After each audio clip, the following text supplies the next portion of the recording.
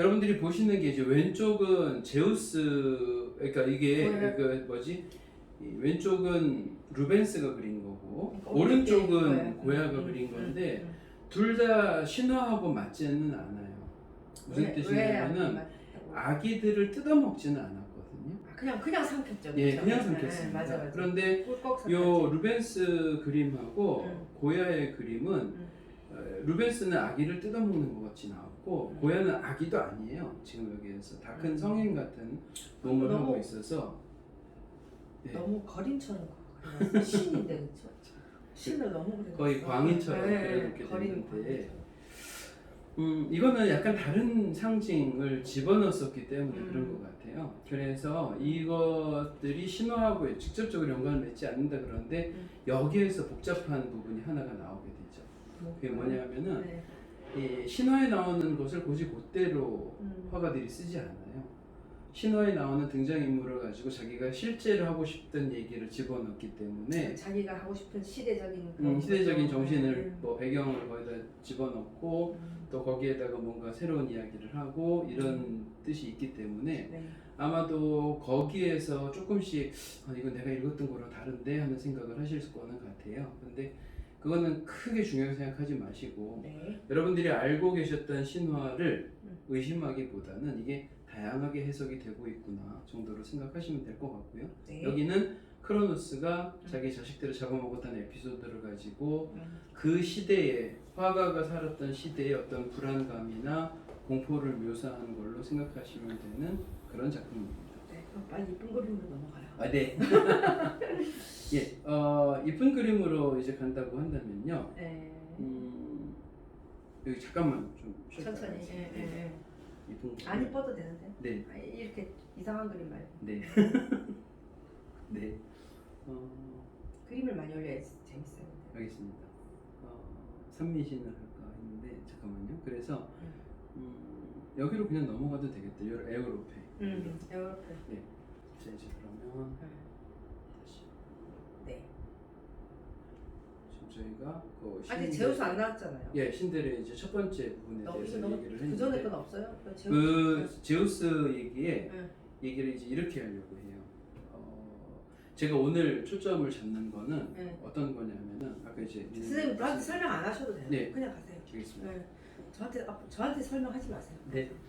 네, 입 하겠습니다. 아파요. 네. 지금 이거 그냥 나갈 거예요. 네, 알겠습니다. 편집 안 하고 바로 나갈 거예요. 이게. 네. 아, 네. 자 이제 그래서 네. 신들의 세상이 네. 거인족들과 싸우고 나서 네. 교통 정리를 하는 게 일단 있었고요. 네. 그리고 그 교통 정리 속에서 인간이라는 존재를 네. 신들이 이제 마침내 만들게 돼요. 이 지상에 네. 테메테르가 땅을 만들고 네. 내가 하늘을 지배를 한다 그래도 자기가 다스릴 사람이 없으면 무슨 재미인가라는 목적이 생겼어요. 그쵸? 신들한테. 그래서 네. 자기들 나름의 의지를 가지고 세상을 살면서 네. 신들을 공경해서 나를 기쁘게 하고 네. 내가 가끔씩은 벌도 주고 관심 가져서 그러니까 인간이 내려다볼 수 필요했네요. 근데 인간이 필요했는데 심심하니까. 심심해서 만들어졌다는 거죠. 그런데 네. 그 인간을 만들어 놔놓고 네. 되게 이제 재밌는 일이 하나가 한번 생겨요. 만들어서 싹 다 물로 그렇게 예, 없애서. 홍수에 관한 네. 거는 네. 거의 모든 문화권에서 다 나온 그러니까. 얘기이기 때문에 네. 만들었다가 그리스 신화에서도 한 번 있었어요. 그 홍수 얘기는 있었는데 근데 프로메테우스 그거 저기 하기 전에 그 사람들은 다 없어지죠? 예, 다 없어지죠. 판도라 예. 여자애들까지 다 없어지죠? 예, 다 없어지죠. 그게 좀 그리고 나서 헷갈려요. 그리고 나서 이제 신들의 이야기를 할 때 저희들이 그림을 꼭 찾아야겠어요. 인간을 만들어 놓고 나서 인간에 대한 것들을 이제 이야기를 해야 돼요. 판도라 얘기하나. 그렇죠. 판도라 원래 항아리였다 그러던데. 단테가 누구의 실수로 이렇게 됐다고 해서. 예. 근데 판도라 이야기가 나올 때 음. 보통 이렇게 얘기를 하잖아요. 신들이 창조를 해놨을 때 지상에서 사는 모든 동물들 한꺼번에 창조를 했는데 네. 인간한테도 뭔가 능력을 줘야 되는 거예요. 지상의 동물한테 주듯이. 근데 그거를 맡아서 할 수 있을 만한 사람으로 존재로 네. 형제들 둘한테 주죠. 근데 거인족의 형제였어요. 그런데 거인족인데도 불구하고 신들하고 계속해서 열심히 싸운 게 아니어서 그 신체가 별로 없는 두 프로메테우스. 형제 프로메테우스하고 하고 동생인 에피메테우스. 에피메테우스. 네네. 그래서 프로메테우스하고 에피메테우스가 서로 형제 간의 관계인데 네. 이 이름에서도 일단 티가 나요. 메테우스가 네네. 생각한다. 메디테이션. 예, 그거고 프로가 비포고 미리. 그리고 에피가 애프터고 애프터. 하니까 일을 하기 전에 생각을 한다. 일을 저질러 놓고 생각을 한다. 그래서 형이 이게, 형이 이게 이제 형제 네. 간의 관계였었는데 네. 프로메테우스가 이 각 능력을 뱀한테는 독을 주고 뭐 독수리한테는 날개를 주고 하면서 그러니까 힘 있는 뭔가 지배할 수 있는 날개를 주고 하면서 각 동물마다 적합한 능력들을 나눠주고 있다가 중간에 호출이 잠깐 온단 말이에요. 신들이 이제 네. 잠깐 너 좀 얘기할 게 있으니까 올라와라 그랬는데 네. 자기 동생한테 너 나 간 다음에 네. 괜히 나눠주지 말고 네. 올 때까지 기다려 했는데 말 안 들어. 말 안 되죠. 항상 신화는 말을 안 들어서 생기는 일이니까.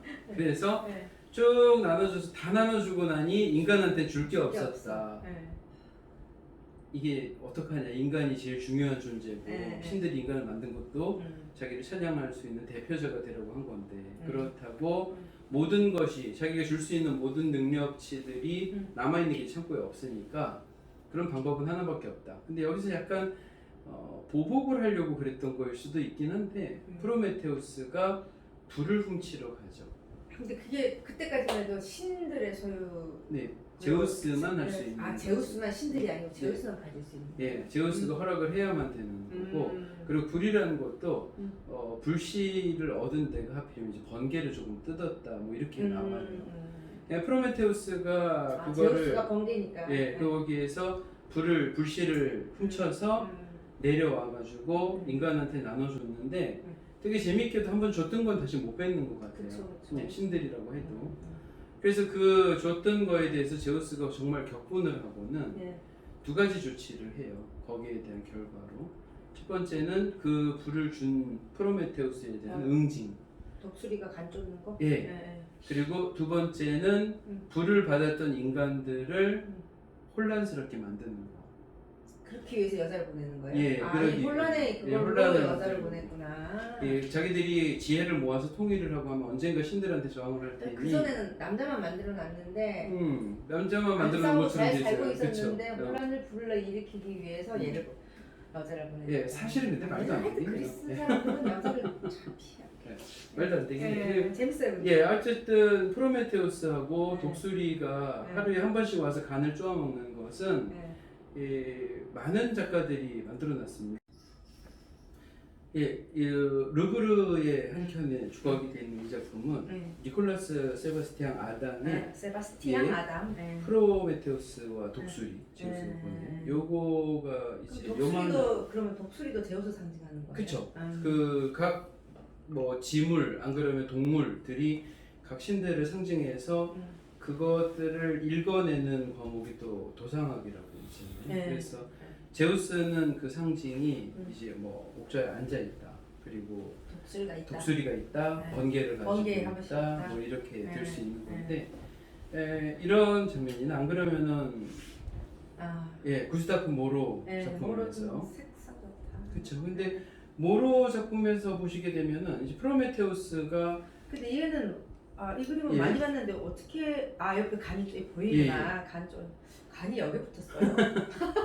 간이 저 이렇게 밑에 있구나. 근데 이 프로메테우스라는 존재는요.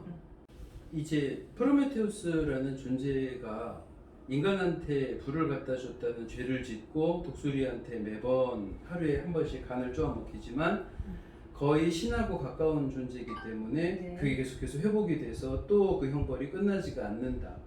그래서 이 스토리를 가지고 예전에는 뭐 루벤스를 비롯해서 많은 작가들이 그 역동적이고 비극적인 점들을 네. 강조해서 많이 했었는데 네. 이게 좀 19세기 후반에 오면요 네. 미술 작품들에서 네. 프로메테우스가 의지의 상징 그리고 어떤 굴하지 않는 인간의 자유 시지푸스하고 예, 비슷하다, 약간 그쵸? 비슷하게 네. 그래서 네. 신들에게조차도 저항할 수 있는 그리고 자기가 옳은 일을 했다는 거에 대한 음. 확신 뭐 이런 걸로 받아들여져서 많은 문학 작품이나 어떤 오페라나 안 그러면은 이런 설정들에서 자주 써지게 선생님이 돼요. 그렇게 말씀하시니까 저도 생각이 네네. 나는데 네. 제우스가 프로메테우스를 좋아하다가 음. 나중에 질투를 했다는 얘기를 제가 어디서 본 것 같아요. 그게 전부 다 네. 19세기 때 낭만주의 네. 작품들에서 네, 그럼. 뭔가 영혼과 네. 또 인간의 자유의지 이런 거를 좀 높게 표현을 하는 단계에서 생겨났던 일이라고 네. 예, 그렇게 할 수 있죠. 프로메테우스는 프로메테우스대로 산에다가 잡아놓고 네. 벌을 주도록 돼 있으니까 이거 네. 분풀이는 된 거고, 네. 제우스가 본의 아니게 불을 허락했던 인간한테는 이 인간들을 계속해서 그 불과 함께 진보해서 신들한테 덤벼들도록 할 수는 없기 때문에 네. 그들을 위해서, 그러니까 그들을 혼란에 빠지기 위해서 만들어 놓는 장치가 두 번째 게 필요했죠. 여자를 선물로 준 게 아니라 혼란에 빠지기 위해서 그렇죠. 준 거예요. 그래서 아름다운 네. 여자를 네. 만들었다. 그 여자 이름을 판도라라고 한다. 네. 그리고 그 판도라를 프로메테우스의 형제였던 에피메테우스한테 네. 시집을 보내고 뭔가 문제를 일으키도록 만든다. 그 판도라는 워낙에 또 드라마틱한 주인공이기 때문에 네. 그림이 많이 다뤄지게 되는데요. 그렇죠. 특히 라파엘 전파에서 네. 가브리엘 로세티의 네. 그림이나 네. 안 그러면은 윌리엄 워터하우스 같은 사람의 작품에서 음. 판도라를 굉장히 아름답게 묘사하고 있는 것을 발견을 할 수가 있죠. 네. 그런데 판도라라는 존재를 가지고도 그리스 신화의 특이한 점이 또 한 가지가 나오게 되는 거예요. 첫 번째, 인간한테 이미 줬던 부를 뺏지 못하는 것처럼 네. 신들도 지켜야 되는 룰 같은 게 있어서 한번 주면 못 빼는 거예요? 그렇죠? 그래서 신들이 스스로 인간이 선택을 하게 만들면은 괜찮아도 네. 너 불행하게 되라고 아예 인류 전체를 한꺼번에 괴롭히는 짓은 못하는 거죠.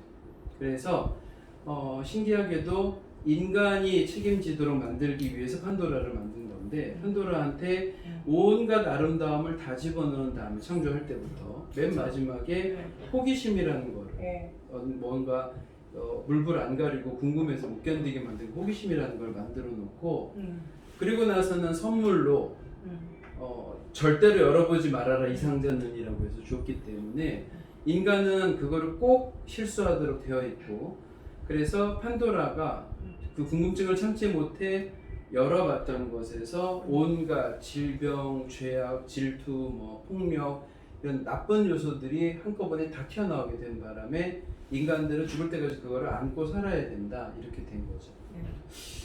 세계관에서 네. 여성들이 항상 이렇게 약간 부정적인 역할을 하는 거는요. 네. 크리스트교 문명권에서 사과 가지고 했던 일 때도 그랬고 네. 매번 좀 비슷한 거는 같아요. 다른 신화도 다 그런 것 같아요. 예, 다른 신은 다 그런 거 성경의 창세기랑 비슷한 느낌이에요, 그죠? 예, 그렇죠. 그렇죠. 전체적인 네. 느낌은 그래요. 그러면서 인간이 원죄를 지었다, 뭐 책임져라 니네가 이런 느낌인데 재밌는 게 한 가지가 판도라가 이게 튀어나가는 걸 보고 놀래가지고 뚜껑을 닫았잖아요.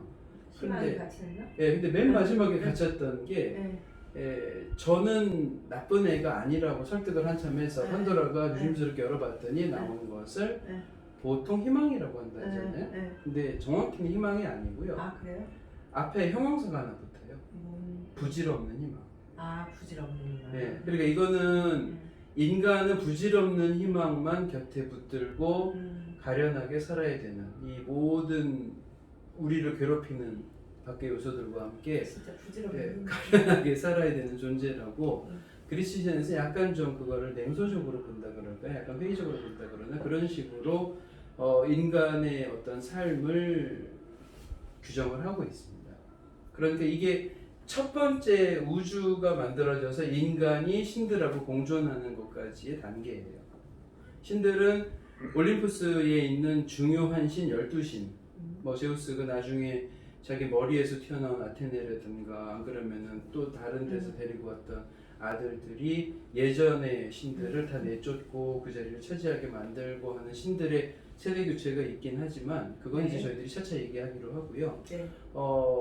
우주가 만들어지고 거기에서 거인족들이 먼저 있다가 그 거인족들과 쟁탈전을 통해서 신들이 세상을 차지했고 신들이 만들어냈던 피조물들인 인간을 포함한 모든 지구에 사는 애들이 있었을 때 이 프로메테우스 에피소드도 있었지만 우여곡절 끝에 인간은 불행과 어떤 힘든 모든 시험 테스트들과 함께 불과 지혜도 가지고 있어서 어느 만큼 이제 우주와 세계관이 만들어졌다가 첫 번째 이야기가 되겠습니다. 지혜가 내려올 때 네, 그 신들이 지혜의 여신은 지혜를 주고 뭐, 네, 이렇게 다 받아서 왔잖아요. 그렇죠. 그리고 또 그렇게 인류를 괴롭히려고 하려고 아닌 것 같아. 다 좋은 거 다 받아왔잖아요. 선택의 문제라고 항상 네, 남겨두는 네, 것 같아요. 네. 근데 이제 여기에서 네. 제가 이렇게 이야기를 풀어갔었을 때 여기가 이제 기본 세팅에 대한 거고요. 네, 네.